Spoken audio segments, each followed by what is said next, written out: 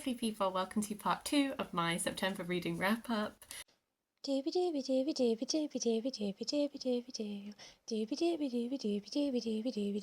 vlogs. I read lots and lots in September. Can't believe when I did my mid-month wrap-up that I was worried there wouldn't be anything else to talk about. Let's crack on. Now, probably last week, if I've got my timings correct, I posted a trying the first chapter of books video. I have 2 books from that video that I thought I would begin by talking about. The first one is The 101 Dalmatians by Dodie Smith. This was a really charming and sweet read. I said in that video that I was enjoying the tone of voice.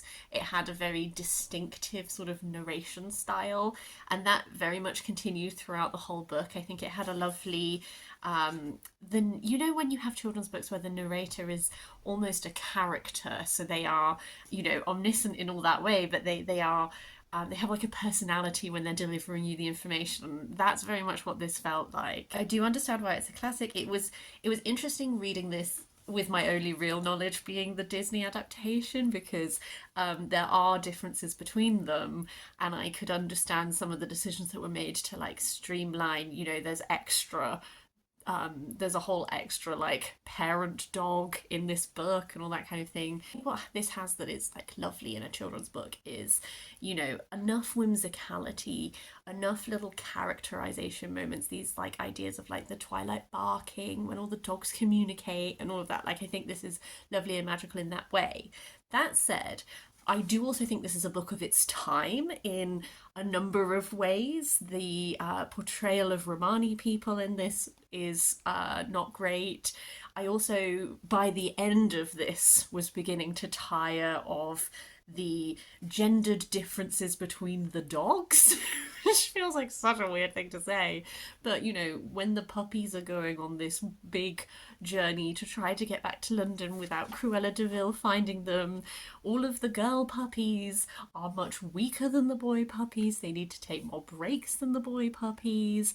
Pongo gets to be very intelligent as a dog, whereas his wife, Mrs., is such a dum-dum. Like, can't even keep her left from her right. And sometimes the way that was done was like twinkly and humorous, but because it's so consistently present throughout the whole book, by the end of it, as an adult modern reader, I did find that I was like, all right, the puppies are like 4 weeks old.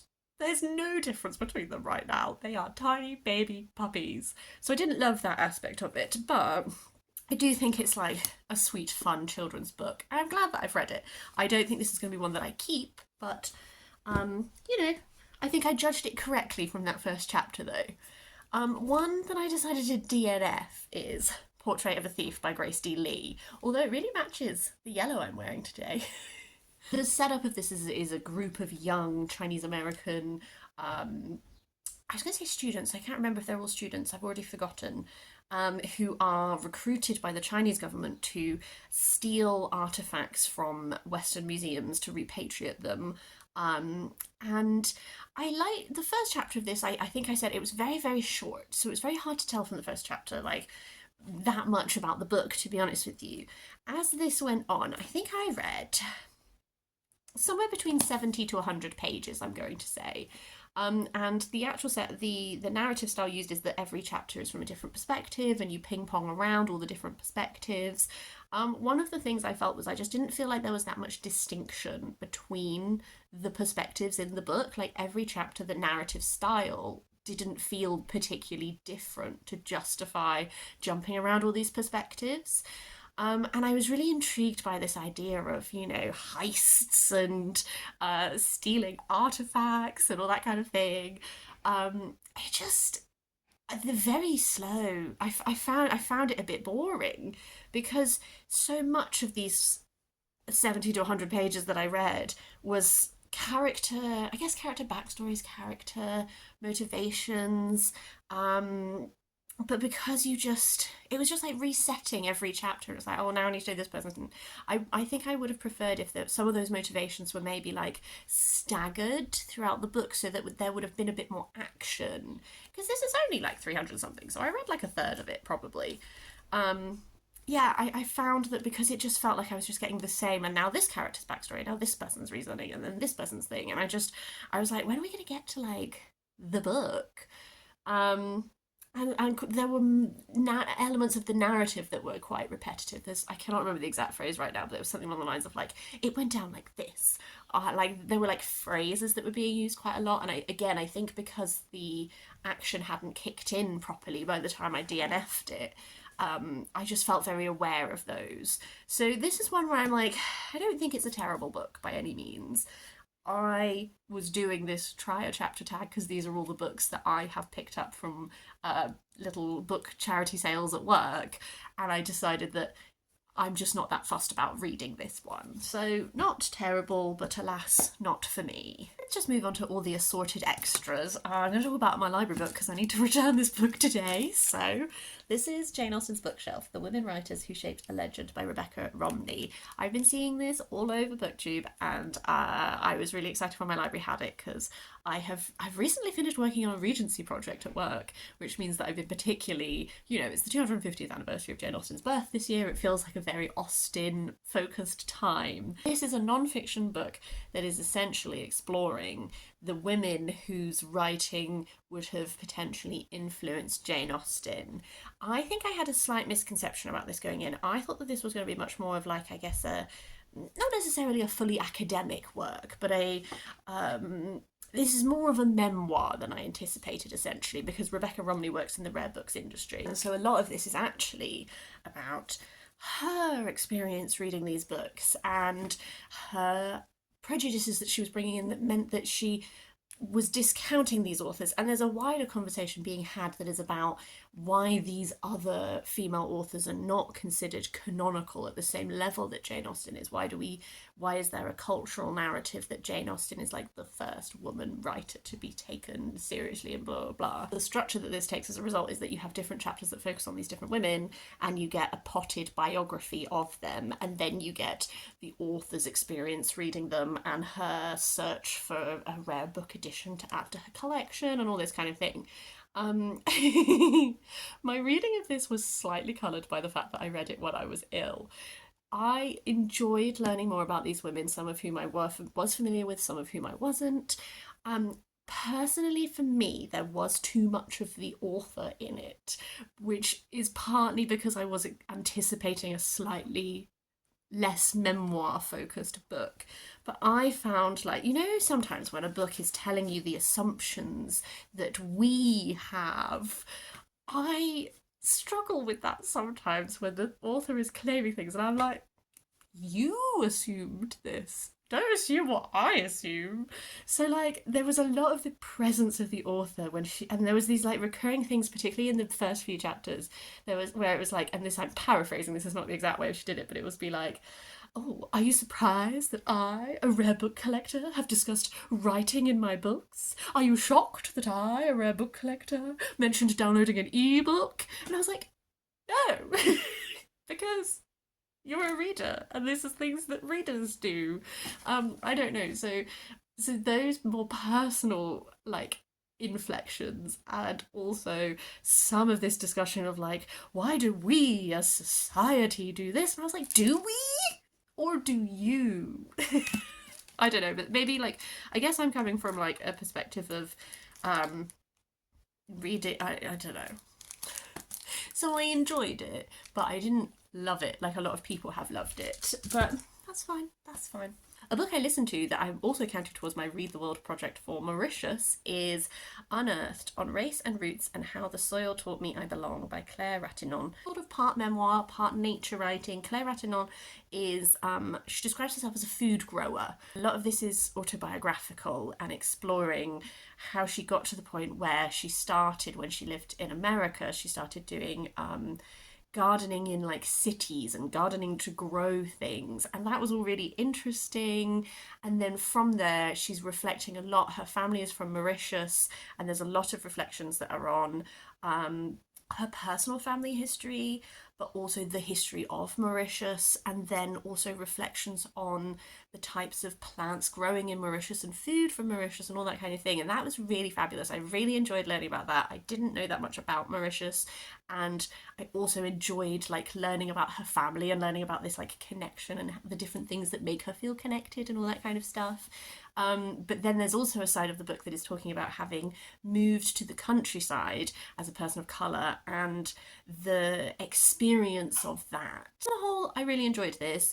I think sometimes it's doing this both personal and then zooms out and does these wider topic discussions. And I think occasionally not all of those zoomed out topic conversations felt as cohesive with the, I guess, kind of the narrative style, because the memoir aspect is quite, there's a reflective, not quite poetic, but there's a distinct narrative style, and then not all of, but with some of these zoomed out reflections, I felt a little bit more like when we were discussing, for example, the concept of ecofascism, I sort of felt like I was just experiencing like the Wikipedia article of ecofascism.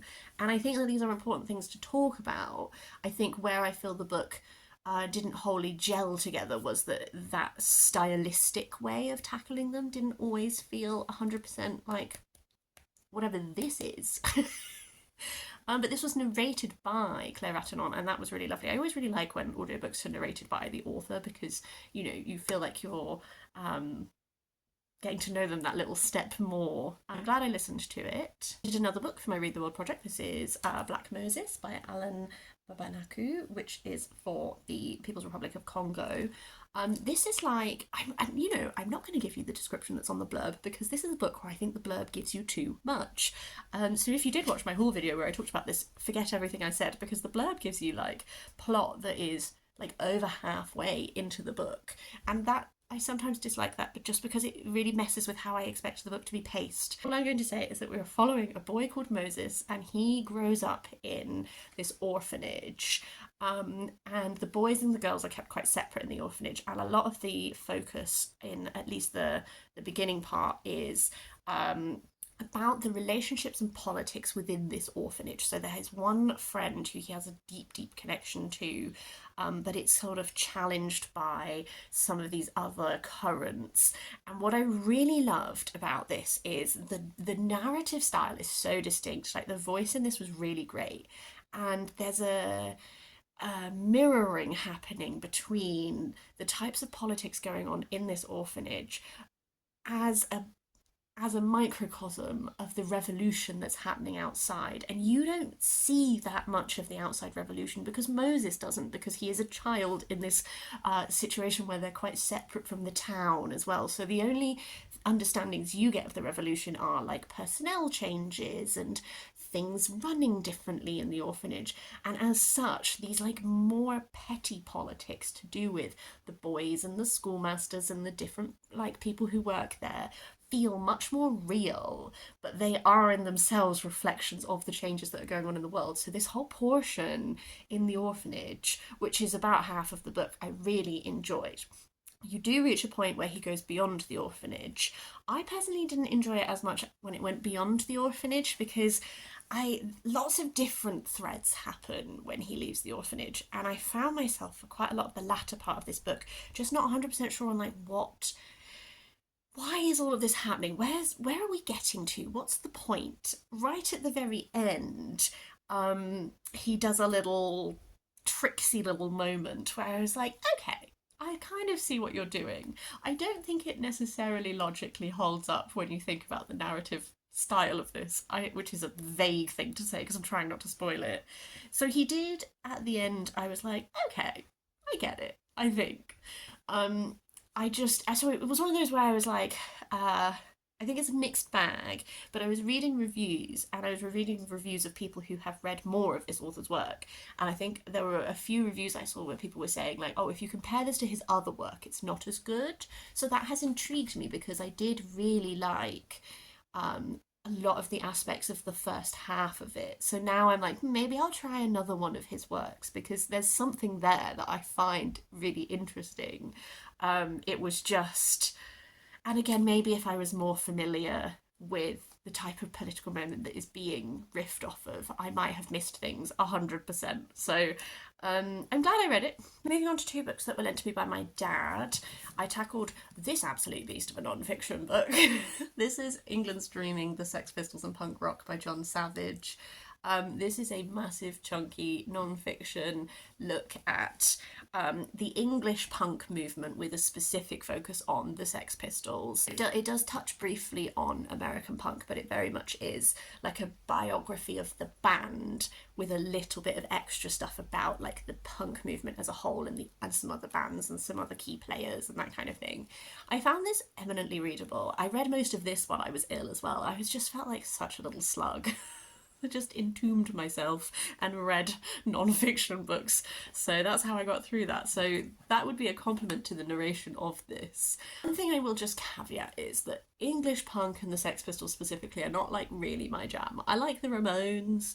I like reading music books though, and my dad also likes reading music books, so that's why he lent this to me. So I do think this was probably more information than I felt like I needed to know. But if you are a punk fan or you want to get an understanding of this era better, one thing that I think this did really well was it has lots of interviews with people involved, but there's also enough of a skepticism, I guess. The start of this is looking at Malcolm McLaren and Vivienne Westwood and their shop that they started, and then their influence. Malcolm McLaren was the manager of the Sex Pistols, so as well as like codifying a lot of the visual style of what punk became, he was like actively managing the band. I read Vivienne Westwood's biography, like authorised biography, years ago now, and my critique of that was that I just felt it was really obvious that it was written by a fan. There was no interrogation into some of the myth-making narratives that she spins about herself. I was disappointed that it spent a whole chapter talking about her eco-credentials and did not interrogate the fact that her clothes were made with sweatshops. I just felt like there was a lack of critical, like, someone just can tell you something about themselves, but you as the author has to like fact check that and look into it and analyse it. And that is what happened here, is John Savage explicitly acknowledges that both McLaren and Westwood are people who have spun a version of this early history that's not always been consistent in interviews, and also because of how their later relationship has played out, it has also changed as time's gone on, and that relationship soured and everything. And he does that throughout. When he's interviewing a variety of different people, he does have that element where he acknowledges, you know, this is a version that is favourable to this person, but let's look at how other people tell the story. Can we find some truth that might live somewhere between these narratives, etc.? So I really appreciated that about this book. I think also it has that element of, I guess, like almost feeling anecdotal at times. There's like a recurring thing throughout, which personally I didn't actually think was needed in the book, but there's a recurring feature where there's these bits in italics which are like observations from having like seen concerts and seen stuff like this. And then because there is lots of quotations of band members and other people that he's interviewed, there is this almost like, you do feel like almost you're getting like an oral history kind of telling of this moment. So yeah, it was interesting. I'm glad I read it. It did illuminate. This linked up nicely with the book I read about goth music. I'll put a cover here, which was also a loan from my dad, because the goth book, one of my keep being like, one of my critiques of this book, one of my critiques of the goth book is it took a really long time for us to be talking about goth music, because it spent a lot of time talking about post-punk. And so because this is punk and then touches on some of the bands that then became more post-punk, this and that really kind of have been in a conversation with each other in my mind. So that's been an interesting like book interaction moment. And then the other book that my dad lent me was The Midwich Cuckooes by John Wyndham. This is my second John Wyndham of the year. I read The Day of the Triffids last month, I think. This was enjoyable. It wasn't quite what I expected, but I'm beginning to realise that that's what John Wyndham does. Because I came to this for aliens, I stayed for philosophical discourse. The premise of this is, in this sleepy little English village called Midwich, there's this one day where it's like no one can get into the village. You can try, you'll get knocked out, and then the next day that's done. And then all of the women in the village find that they are pregnant, and simultaneously. So clearly there's been some form of visitation and impregnation. And then when these children are born, they're not 100% seemingly human. And it goes from there, What I found interesting about this is it's very slow paced. Sometimes I did find myself chafing against the pace, but I was kind of like, no, Sophie, this is deliberate. It takes a really long time to sort of tell what you are building towards, but really there's a number of different characters who have different viewpoints about what has happened and what these children are, and you end up with a lot of philosophical discourse about evolution and the nature of humanity and predation and all of this. Also, like a really fascinating look at how do you respond to what has happened. How do you need to handle this situation to sort of limit the amount of harm to everyone involved. It obviously it reminded me a lot of reading Day of the Triffids, because the Triffids are like a sort of side thing happening, and actually what Day of the Triffids is doing is it's like lots of different perspectives on, if you found yourself in this situation where society as we know it can no longer exist, how do you rebuild? What does the new society look like? And so our main character in that experiences lots of different situations where he's interacting with people with competing ideas, and you get to sort of be like, oh, how would that work? How would this work? And this has that same concept and idea at the heart of it of, is there a way that you can handle this that reduces harm? Or is harm inevitable and you just have to decide in what form that takes? And all of this kind of stuff. How have humans become lazy as we have become the top dog on the planet? And all of this kind of stuff. That whole aspect was really interesting, and I enjoyed experiencing those musings, and as it went forward, trying to be like, okay, well, with this in mind, like, how is this going to end?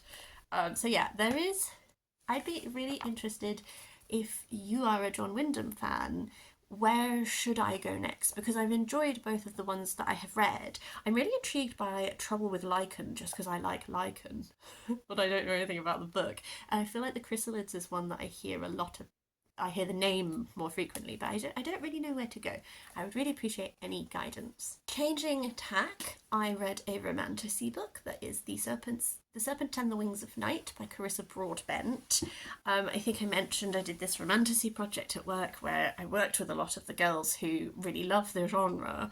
I've historically not been a huge romantasy reader. I like fantasy. I don't really like romance that much, which is why I've tended to avoid it. But we've started a little romantasy book club, because if something will get me to read a book, it's being able to read it with friends. And we actually used the Storygraph buddy read feature for this, and I loved it. Would highly recommend it. You have to enable it on your profile, but once you've enabled it, it meant that we could add updates as we went, and you don't see other people's updates until you have updated your page to the point that they're at, and that was really lovely because we read it at different paces. This is the first book of the Crowns of Nyaxia series, I believe, and it's the first book of the Nightborn duet, which is a duology, and we are following... And we're following this girl who is the human daughter of the Nightborn king, who is a vampire. And she is entering this tournament.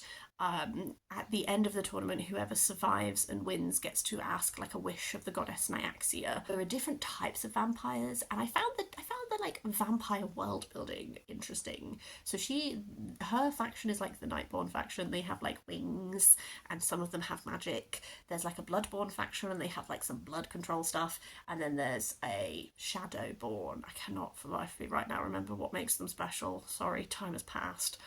So there's a lot of like fun, interesting world building happening. I enjoyed the tournament aspect. I will say, I did read Throne of Glass back in the day, and I was disappointed in the tournament part of that, because I didn't feel like it was actually that big a part of the book, and I didn't feel like it made the main character seem, you know when someone tells you that they're like really good, and then I was like, but you don't seem really good. This, I will say, like, the tournament aspect I found really fun. The tournament felt dangerous. I'm surprised that our human main character didn't just die. Because, like, baby, how are you not dead? But I enjoyed that actual thing. The romance in this, like, it was fine. I didn't really care about it, but he also didn't annoy me to the extent that some romantic love interests do. And I think one thing that this has in its favour is that it's very plot driven. So the pace feels really pacey, and it feels like it builds and builds and builds. To the extent of like there's always something happening. There's always another reveal coming, or there's like another like tournament part or whatever. The flip side would be that I don't think the characterization is very deep. I think that your characters kind of have their things and they don't really move beyond this. And there's two moments specifically to do with two female characters who are like friends of the main character, where there is clearly supposed to be an emotional payoff from something happening. And in both instances, I just didn't feel like that female character had had enough interactions with our main character for those moments to actually have any emotional payoff, because they haven't really been on page enough for us to feel that bond. So it depends what you're looking for in a book. I personally had a really fun time. I really enjoyed reading it with my friends. I think seeing their reactions was really fun, and seeing all their theories was really fun. There's a lot of reveals as this goes on. I think we predicted quite a few of the reveals. But sometimes when you predict reveals, it's because like you're like, oh yeah, because I'm being given the information and I have taken that and made some assumptions and they are correct. So this is my waffly way of saying that I generally quite enjoyed it. I think we are going to read the second book together as our next buddy read. And it's really nice. I enjoy having a duology to just be like, we're done. A tiny little book that I read was Slow Grown Plants, Folklore and Natural Dying by Ciara, Callaghan. This was another one of these little Common Threads Press zines that I picked up. This one is all about natural dyeing. It's really sweet. These are always designed in like the loveliest way, and you get this one has a lot of like practical, actually like dye recipes to it, which is really great. It works through different types of wood and gives you like history and folklore of them, and then gives you the actual recipe that if you wanted to dye with this, like here's a recipe, here's tips, here's tricks. So it has sort of like that practical element to it that's really fun.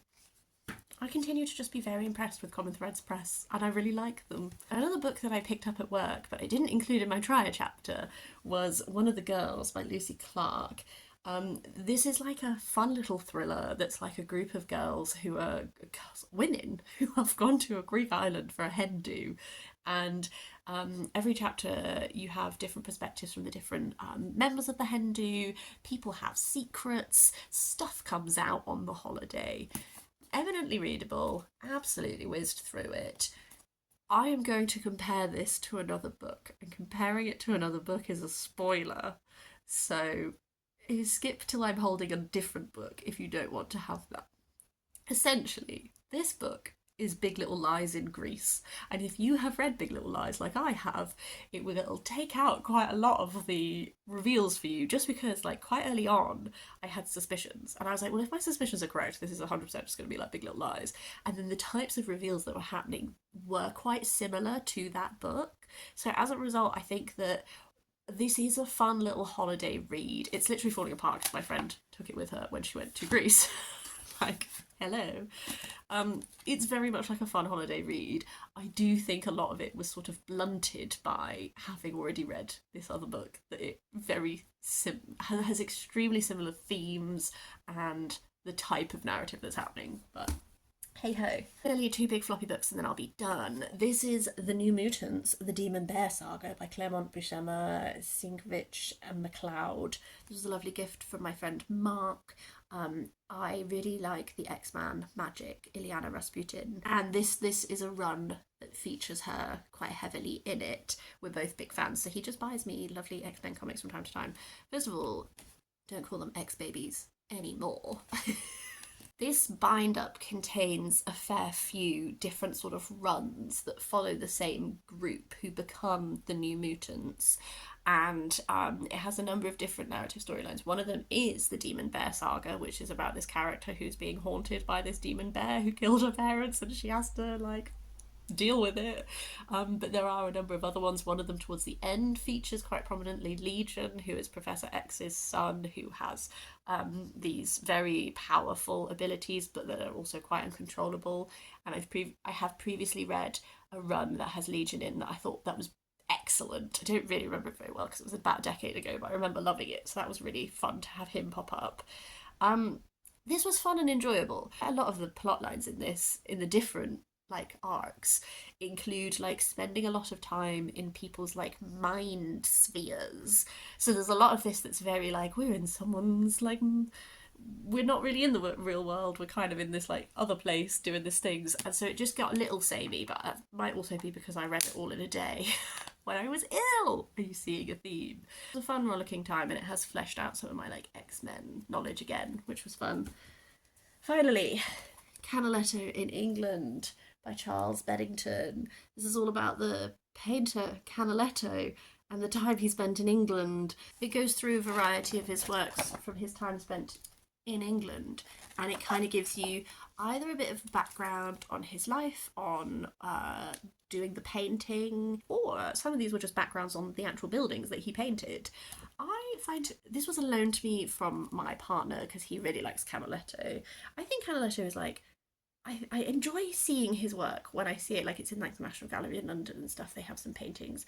I think he has a really interesting way of playing with light and particularly these broad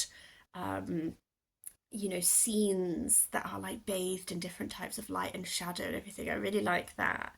And this gave me a slight element of, I've previously mentioned as a throwaway comment in a video once, there was an artist who I always forget the name of, who did these, a Japanese artist who did paintings of the West in a traditional Japanese style, right when these cultures were meeting for the first time. And there's something so interesting about seeing something that's familiar to me but done in a very different stylistic form. And this had an element of that where it's like I'm very familiar with his paintings of Venice, and then seeing that applied to particularly the ones that are like places in London that I might have quite familiar with already. Like it has that almost little bit of unfamiliarity to it in how it's being interpreted that makes it really interesting to like it's you see it a little bit in a fresh way. And obviously this is from a historical time period as well, so like London is different now, I get that, but there is that like stylistic approach that makes it quite intriguing. So yeah, this is essentially like a glorified picture book with small descriptions, so it was a very quick read, but it was interesting. That's everything that I read in September. What a bumper reading month for Sophie. As always, I would really love to hear your thoughts on any of these. Please do leave me a comment. Yeah, I hope you had a really nice time in September, and I hope you're hopefully having a lovely October. I hope this is going up in October. But yeah, I'll see you next time for something different.